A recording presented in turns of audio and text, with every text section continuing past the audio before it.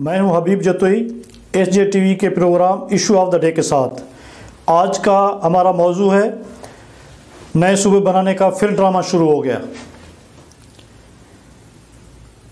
पाकिस्तान में नए सूबे बनाने का जो प्लान है या प्रोग्राम है या ड्रामा है वो बहुत अरसे से, जब से पाकिस्तान बना है तब से कुछ वेस्टेड इंटरेस्ट ग्रुप ऐसे हैं जिनका मकसद है कि नए सूबे बनाए जाएं, ख़ास तौर पे सिंध की जाग्राफिकल वहदत को तोड़ा जाए और उसमें एक नया सूबा बनाया जाए।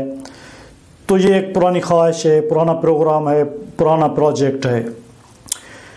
सबसे पहले इस चीज़ को समझने की ज़रूरत है कि देखें, पाकिस्तान को बनाने वाली जो कौमें हैं, कौमियतें हैं या जो फेडरेशन के यूनिट्स हैं, फेडरेटिंग यूनिट्स हैं, वो पहले 5 थे। बंगालियों के अलहदा हो जाने के बाद अब 4 हैं। इन 4 कौमों ने, 4 फेडरेटिंग यूनिट्स ने पाकिस्तान को बनाया है। पाकिस्तान को जन्म देने वाली ये 4 कौमें हैं। लिहाजा उनके तारीख़ी वतन, उनकी सकाफ़त, उनकी तारीख़ और उनके माली वसाइल और उनके रिसोर्सेज, मैदनी वसाइल, समंदर, दरिया, सबका तहफ़्फ़ुज़ 1946 के रेजोल्यूशन में और 1973 के रेजोल्यूशन में जो है वो हर कीमत पे उसको यकीनी बनाया गया है। तो कोई भी कानून फंडामेंटल जो कॉन्स्टिट्यूशन का स्ट्रक्चर है उसके ख़िलाफ़ असेंबली तब्दील नहीं कर सकती। मिसाल के तौर पर मैं ये कहना चाहता हूँ कि 1973 का कॉन्स्टिट्यूशन जो है वो इस्लामिक रिपब्लिक ऑफ पाकिस्तान है। वो फंडामेंटल स्ट्रक्चर का एक फाउंडेशन है। कोई भी असेंबली किसी भी तरह से कोई भी ऐसा कानून जो इस्लामिक कानून के ख़िलाफ़ हो वो असेंबली पास नहीं कर सकती, कोई कानून पास नहीं कर सकती। इसी तरह जिन कौमियतों ने पाकिस्तान बनाया है उनको 1943 की रेजोल्यूशन और 1973 का जो आइन है वो गारंटी करता है। और ख़ास तौर पे जब सूबों की बात है तो 1973 के कॉन्स्टिट्यूशन में मुकम्मल तौर पे कहा गया है कि जब तक जिस सूबे में सूबा नया बनाने की तजवीज़ है, अगर उस सूबे की असेंबली 2/3 से 2/3 मेजॉरिटी से पास नहीं करती, तब तक उस सूबे में कोई नया यूनिट या नया सूबा बनाया नहीं जा सकता। तो सीधी सी बात है, ये जो अब जो ये कोशिशें हो रही हैं ये एक्स्ट्रा कॉन्स्टिट्यूशनल हैं। ये 1973 के कॉन्स्टिट्यूशन के फंडामेंटल स्ट्रक्चर्स के बिल्कुल ख़िलाफ़ हैं, फेडरेशन के उसूल के ख़िलाफ़ हैं। और कुछ वेस्टेड इंटरेस्ट ग्रुप जो हैं वो पाकिस्तान बनने के साथ ही उनकी ये कोशिश थी कि सिंध में, ख़ास तौर पे सिंध में एक नया सूबा बनाया जाए। तो इस स्कीम को, इस साजिश को आप कहें, इस प्रोजेक्ट को आप कहें, सिंध के लोगों ने हर वक्त मुखालफत की है और किसी तरह उसको कबूल नहीं किया है। आप तारीख़ में चले जाएं, कराची को, हमारा सिंध का जो कैपिटल है, सिंध का दिल है, उसको जब वफाक के हवाले किया गया था तो सिंध के लोगों ने एक बहुत बड़ी रेजिस्टेंस की थी और कराची को वापस अपने सूबे का हिस्सा बनाया था और अपना कैपिटल बनाया था। और उसके बाद जब 1 यूनिट बनाया गया, सिंध के जाग्राफी वहदत, सिंध का तारीख़ी हिस्टोरिकल जो एंटिटी है सिंध को, उसकी एंटिटी को ख़त्म किया गया। तो उसके ख़िलाफ़ सिंध के लोगों ने मज़ामत की और उस वक़्त तक मज़ामत करते रहे जब तक कि 1 यूनिट का ख़ात्मा नहीं किया गया। एक प्रोजेक्ट था 1973 में जो वेस्टेड ग्रुप था, जिसको कहा जाता है कि लियाकत अली खान प्रोजेक्ट था। वो जो बाहर से लोग आए थे और तारीख़ के एक हादसे की सूरत में सिंध के सारे शहर उनको मिल के गए थे और वो सारे आके ख़ास तौर पे कराची और हैदराबाद में इकट्ठे हुए थे। तो अपनी कॉन्स्टिट्यूंसी बनाने के लिए सिंध के काफ़ी लोगों को ये एक शक पैदा हुआ था कि लियाकत अली ख़ान की जो उस वक़्त का जो ग्रुप था, उनकी ये कोशिश थी कि हमारी अपनी कॉन्स्टिट्यूंसी, क्योंकि वो अपना वतन छोड़ के आ गए थे, तो उन्होंने यहाँ पे अपनी कॉन्स्टिट्यूशन बनाने के लिए एक नए सूबे के बुनियाद की कोशिश की थी, जिसको कभी कराची को वफाक को देने की सूरत में या कभी किसी और नाले में। तो एक वो प्रोजेक्ट था और सिंधियों ने उसको रजिस्ट किया था और उसको नाकाम बनाया था। फिर दूसरा प्रोजेक्ट जो बना था वो उन्हीं कुव्वतों ने अल्ताफ़ हुसैन प्रोजेक्ट के नाम में बनाया था, जिसका भी मकसद सिंध के अंदर एक नया सूबा बनाने की बात है।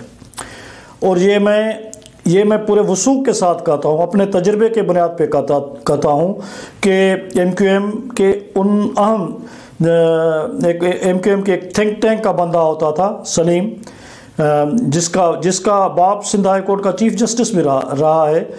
तो उसके साथ मेरी एक मुलाकात 1984 में मुस्लिम लीग नवाज़ के सेंट्रल कमेटी के मेंबर ज़ैनुल आबिदीन अंसारी ने कराई थी। मैं आपको उसका हवाला देता हूँ। 1984-85 की मैं बात कर रहा हूँ। MRD तहरीक के बाद ये मीटिंग हुई थी।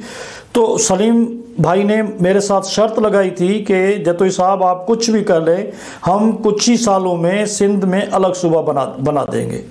तो मैंने कहा था कि आपको, हमारे मुहाजिर भाइयों को, आप हमारे भाई हैं, सिंध के परमानेंट रहने वाले हैं, आप हमारे भाई, आपके वही इक्वल राइट्स हैं, उर्दू बोलने वाले लोगों के वही राइट्स हैं जो सिंधी बोलने वाले लोगों के हैं या सिंध में रहने वाले दूसरी किसी ज़बान के बोलने वाले लोगों के राइट्स हैं, आपके वही राइट्स हैं। आप किसी और के साजिशों में और की प्लानिंग में नहीं जाएं, और आप सिंधियों के ख़िलाफ़ अगर जाएंगे और सिंध को तोड़ने की बात करेंगे, एक अलग नए सूबे की बात करेंगे, तो यकीनी तौर पे इस पे एक फटा होगा और इस पे दो परमानेंट कम्युनिटीज सिंध की जो है आपस में उनके तसादुम होगा। और वही तसादुम बहुत अरसे तक चलता रहा। और सिंध को सूबे को तोड़ने के लिए मैं एक और हिस्टोरिकल वाक़या यहाँ आपके सामने रखना चाहता हूँ। ये जो MQM हकीकी के खालिक हैं आफाक अहमद, उनसे मेरी मुलाकात कराई थी। मेरे कज़न हैं मुश्ताक अहमद जतोई साहब, वो उनके बहुत करीबी दोस्त हैं। बहुत साल पहले उसने मुलाकात कराई थी। तो उसने एक मरतबा नहीं, कई बार हमारे साथ ये बात शेयर की कि उनको और अल्ताफ़ हुसैन को एक फ़ौजी जहाज़ के ज़रिए GSQ लाया गया था, जिसमें इन दोनों के साथ दो आमिर फारूक या एक दो दूसरे, मुझे नाम, उसने चारों नाम बताए थे, लेकिन मैं, क्योंकि नाम हो सकता है आगे पीछे हो जाए, तो मैं दो अल्ताफ़ हुसैन और आफाक अहमद के नाम लेता हूँ। बाकी दो सीनियर उनके जो दो लीडर थे, उन चार को GSQ में बुलाया गया, क्योंकि आफाक अहमद के कहने के मुताबिक कि उनका बाप जो था वो GSQ में, उस वक्त बाप या चचा कोई करीबी रिश्तेदार उसका GSQ में मुलाजिम था और जनरल ज़िया के बहुत करीब था।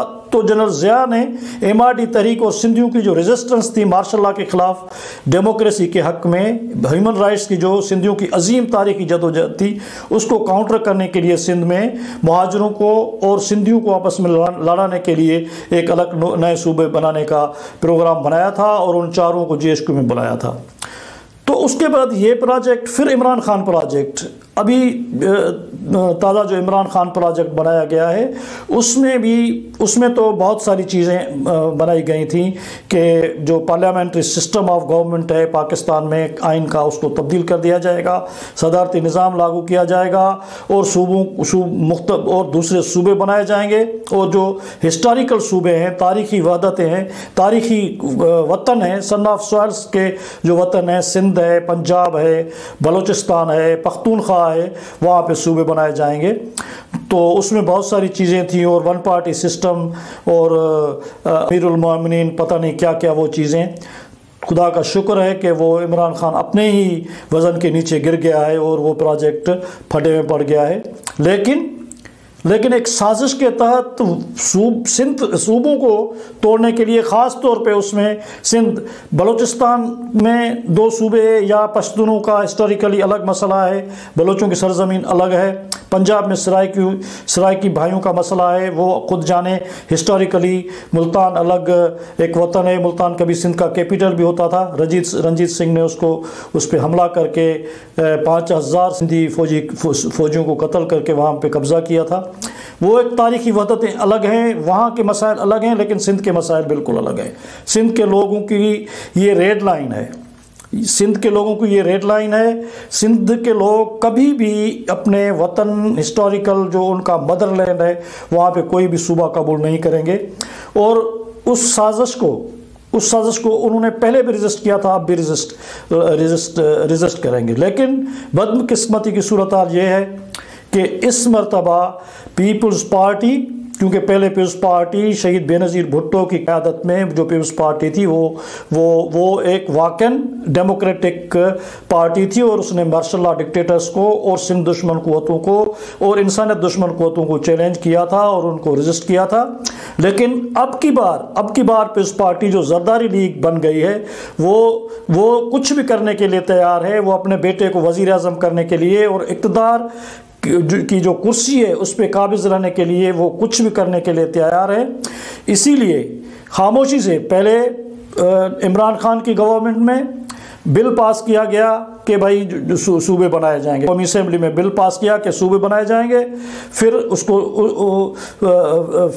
फिर ये हुआ कि अलग से एक साजिश के तहत रिसेंटली ताज़ा सिंध असेंबली से, क्योंकि वो कॉन्स्टिट्यूशनल रिक्वायरमेंट है, एक कॉन्स्टिट्यूशनल रिक्वायरमेंट है कि जब तक सूबाई असेंबली जिस सूबे में नया सूबा बनाने की कोई स्कीम है, कोई तजवीज़ है, तो जब तक वो सूबाई असेंबली 2/3 मेजॉरिटी से पास नहीं करेगी तब तक सूबा नहीं बन सकता। तो इसी वजह से एक साजिश के तहत जो है वो सिंध असेंबली से करारदाद पास कराई गई है कि वफाक के इंटरेस्ट में, इमरजेंसी की सूरत हाल में वफाक के इंटरेस्ट में अगर कुछ तब्दील करने की ज़रूरत पड़ती है तो हालात या वफाक को कोई चीज़ देनी पड़ती है, तो इसलिए सूबाई असेंबली उसके लिए तैयार है, करारदाद पास की गई है। ये एक मज़मूम साजिश है, वो एक साजिश के तरीके से खामोशी से और इंतहाई साइलेंस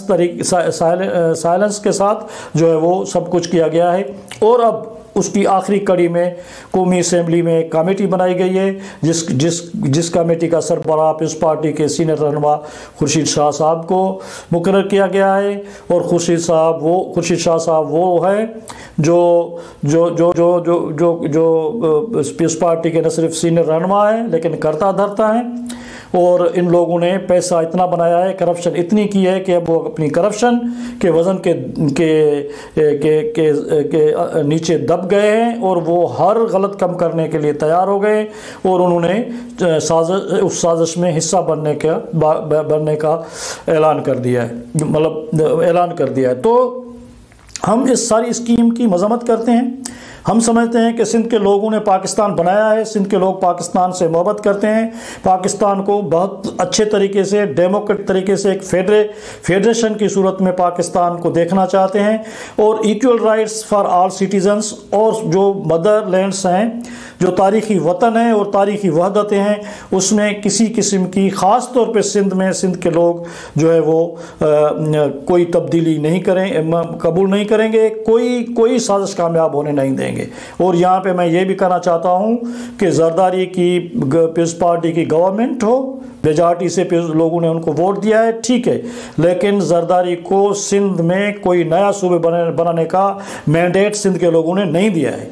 अगर जरदारी ये समझते हैं कि उनको सिंध को तोड़ने का, और खुर्शीद शाह ये समझते हैं कि वो सिंध में अलग सूबे, दूसरे सूबे बनाएंगे और अपनी वजारतें और मशारतें कायम रखेंगे और उसके साथ जो है बिलावल को वज़ीर आज़म बनाएंगे, तो उसके प्राइस पे सिंध में अलग अलग सूबे बनाए जाएंगे, तो इसके लिए मैं चैलेंज करता हूं कि जरदारी को सिंध में एक नया जेन्युइन मैंडेट लेना पड़ेगा। सिंध के लोगों के पास जाना पड़ेगा कि सिंध के लोग सिंध को तोड़ के अलग सूबा बनाने के हक में हैं कि नहीं है। और मैं ये समझता हूं कि सिंध के लोग कभी भी ये कबूल करने के लिए तैयार नहीं होंगे। और मैं ये जरदारी को चैलेंज करता हूं, और जरदारी को ये चैलेंज करता हूं कि साजिश करके सिंध के लोगों के साथ नौसरबाजी मत करो। ये नौसरबाजी जो तुमने शुरू की है, ये जो मक्कारी की सियासत तुमने शुरू की है, और ये दांत निकाल के तुम हर जगह पे पहुंच जाते हो और अपनी चालाकी को साबित करने की कोशिश करते हो।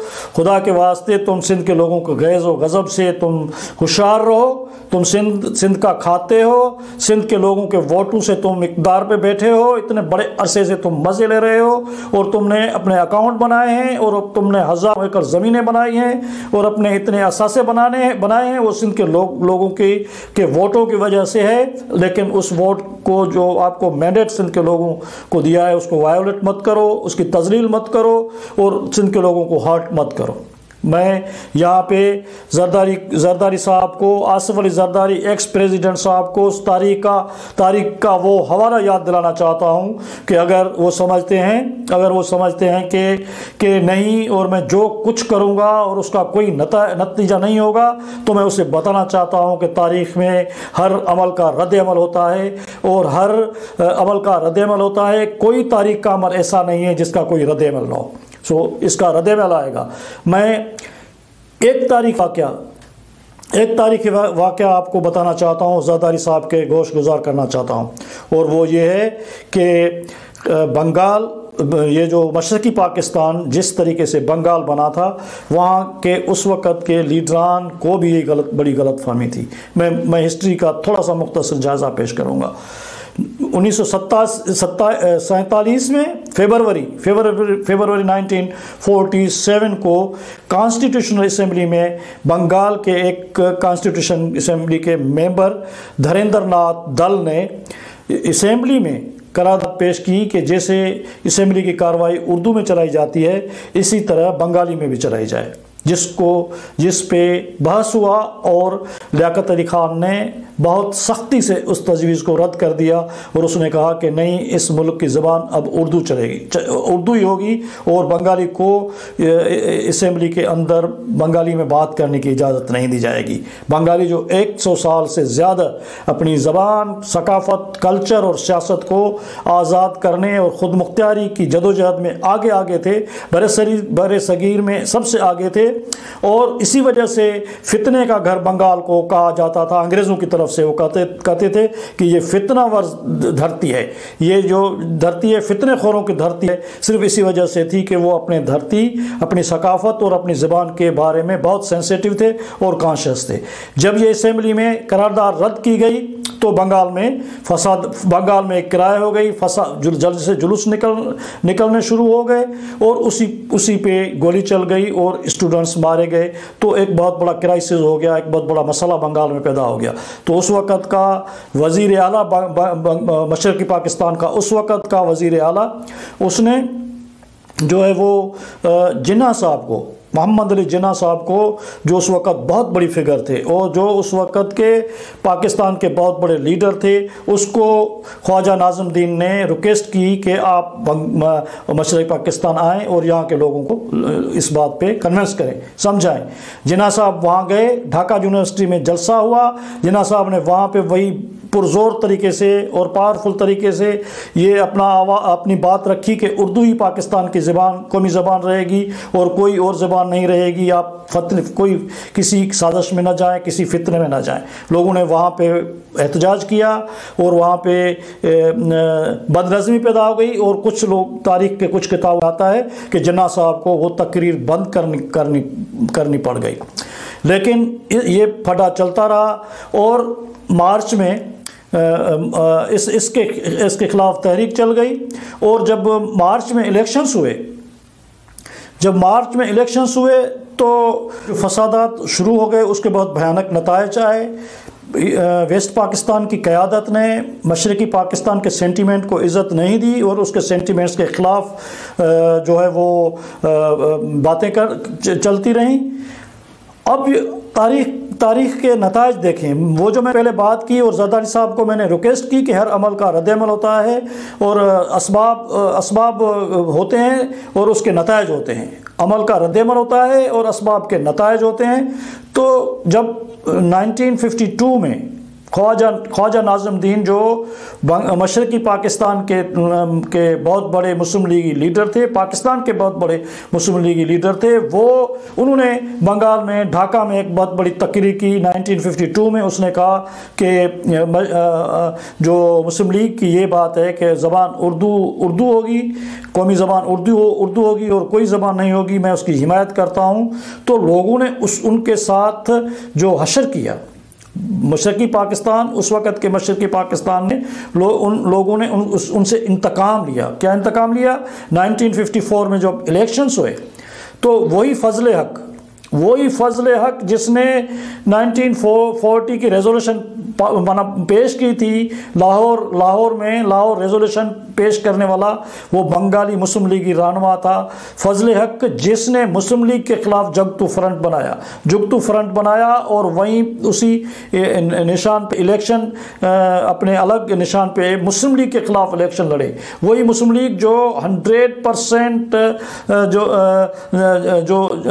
जो सीटें थी वो मुस्लिम लीग के पास थी ईस्ट पाकिस्तान की, लेकिन 1954 के इलेक्शंस में जुगतू फ्रंट वालों ने 309 उम्मीदवार जो है वो इलेक्शन में खड़े किए और आपको ताज्जुब होगा कि सिर्फ 10 लोग उनके जो है वो हार गए, 10 सीटें हार गए, बाकी सारी की सारी सीटें जुगतू फ्रंट वाले जो है वो जीत गए और मुस्लिम लीग की जो है वो वहाँ पे सफाया हो गया, मुस्लिम लीग ख़त्म हो गई। और वही गलत फ़ैसला था, जिन्ना साहब का गलत फ़ैसला था और ख्वाजा नाज़िमुद्दीन और मुस्लिम लीग का गलत फ़ैसला था। जरदारी साहब, मैं तुम्हें चैलेंज करता हूं कि तुम जिन्ना से बड़े लीडर नहीं हो और ना ही तुम जो है वो ख्वाजा नाज़िमुद्दीन से बड़े लीडर हो। वो बहुत बड़े कद्दो पाए के लीडर थे, वो वाकई पॉलिटिकल लीडर थे। तुम तो मक्कार और अयार हो और तुम तो करप्ट और झूठे हो। तुम अपने लोगों से झूठ बोलते हो, तुम अपने लोगों से धोखा करते हो, तुम अपने लोगों को लूटते हो, तुम अपने लोगों को कत्ल कराते हो। तुम एक माफिया हो, तुम पॉलिटिकल पार्टी नहीं हो। लेकिन तुम अगर गलती करोगे और तुम्हें तकब्बुर है कि सिंध के वोट मेरी जेब में पड़े हुए हैं, तो कोई सिंध वोट जो है तुम्हारी जेब में नहीं है। तारीख का पासा बदलते कोई देर नहीं लगती। तो हम आपको ये चैलेंज कर रहे हैं कि अगर तुम सिंध में अगर पीपल्स पार्टी किसी भी सूबे बनाने की साजिश में, सिंध को तोड़ने की साजिश में पीपल्स पार्टी शामिल होगी तो उसका भरपूर सिंध के लोग जवाब देंगे और तारीख का पूरा जरदारी लीग का पूरा बाब बंद कर देंगे। तो इसी वजह से हम समझते हैं कि कौमी असेंबली पाकिस्तान का जो कॉन्स्टिट्यूशन है वो फेडरेशन है और फेडरेशन के बुनियाद पे है और फंडामेंटल स्ट्रक्चर के ख़िलाफ़ कोई भी नहीं जा सकता। और सूबों के अंदर कोई भी सूबा बनाना है तो वो सूबे के लोगों की बिल्कुल जेन्युइन सेंटिमेंट और जेन्युइन मैंडेट के बगैर कोई किसी नौसरबाजी, किसी जरदारी और खुर्शीद शाह के नौसरबाजी से सिंध में सूबा नहीं बनाना चाहिए। ये हम पाकिस्तान के लोगों को, ख़ास तौर पे पंजाब के लोगों को और फ़ौज को और फ़ौज की क़यादत को इसलिए भी अर्ज़ कर रहे हैं कि बहुत नाजुक सूरत हाल है, बहुत ही नाजुक सूरत हाल है। पाकिस्तान फाइनेंशियली डिफ़ॉल्ट कर चुका है। हमारे अफ़गान बॉर्डर पे जंग जारी है। टीटीपी ने मुकम्मल तौर पे चैलेंज कर दिया है। टीटीपी ने पाकिस्तान के लिए अलग अपनी गवर्नमेंट कायम कर दी है। बलूचिस्तान के सूरत हाल आपके सामने है। सिंध के लोग आपके साथ हैं, सिंध के लोग पाकिस्तान के साथ हैं, सिंध के लोग पाकिस्तान को बचाना चाहते हैं, सिंध के लोग पाकिस्तान के साथ रहना चाहते हैं। इसीलिए जरदारी और पाकिस्तान के दूसरे लोगों को और पाकिस्तान के चलाने वाले असल फोर्सेस को ये बात जहन नशीन करनी चाहिए कि कभी कोई गलत एस्टीमेट, सियासी गलत तजिए की बुनियाद पे गलत फैसला न किया जाए। और सिंध के लोगों की ये रेड लाइन है। मैं बार बार कहता हूँ, बार बार रिपीट कर रहा हूँ कि सिंध के लोग हर चीज़ पे कंप्रोमाइज़ उन्होंने किया है। अपने शहरों पे कंप्रोमाइज़ किया है, अपने वसाइल पे उन्होंने कंप्रोमाइज़ किया है, अपनी हर चीज़ पे उन्होंने कंप्रोमाइज़ किया है, लेकिन सिंध सिंध के लोग मुहब्बे वतन लोग हैं, अपनी मदरलैंड, अपने वतन, अपनी धरती में किसी और सूबे को बनने की कभी भी इजाज़त नहीं देंगे। और गुजारिश ये है कि सिंध के लोगों की इस रेड लाइन को कभी भी क्रॉस न किया जाए, उसके बहुत भयानक नतायज निकलेंगे। Thank you very much. और इसके साथ मैं ये भी गुजारिश करना चाहता हूँ कि मेरे चैनल SJ TV को आप सब लोग ज़्यादा से ज़्यादा सब्सक्राइब करें, शेयर करें, कमेंट्स करें, लाइक करें, कि जैसे इस प्रोग्राम को जारी और सारी रखा जा सके और सिंध और बलूचिस्तान के उन मसाइल को जो नेशनल मीडिया पे नहीं आते, जिनको कोई नहीं उठाता, क्योंकि ये गरीब और मिस्कीन लोगों की धरती है, इनके वॉइस का कोई भी रिप्रेजेंटेशन नहीं है। तो इस गरीब और मिस्कीन लोगों के आवाज़ को आप सपोर्ट करें। तो जैसे हम इस वॉइस को, इस सेंटिमेंट्स को, इन लोगों के डिमांड्स को पाकिस्तान के अवाम के सामने, सब कॉन्टिनेंट के लोगों के सामने, बल्कि पूरी दुनिया के लोगों के सामने हम पेश कर सकें, इसमें आपके ताउन की बहुत ज़रूरत है। Thank you very much.